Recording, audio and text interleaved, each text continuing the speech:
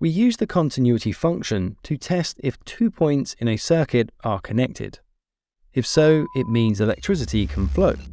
Simply connect your black lead into the COM terminal and the red lead into the terminal with a continuity symbol.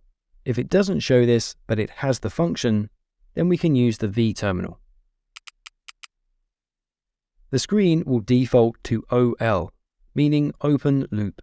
Tap the leads together to test the meter.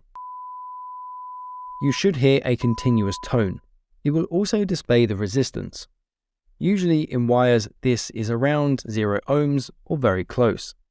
We can use this setting to test a break in the circuit or a wire. We can test that switches operate correctly, and we can check if fuses are also working correctly. We can test cables over very long distances by connecting one end together and testing the other end.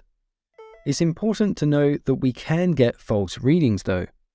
If we try to test between these 2 points, which are clearly broken, the meter has found an alternative route, and so it will indicate continuity. You must consider this and isolate where possible. Continuity tests do not work with high resistance circuits. For example, this wire is fine. This low value resistor is also fine.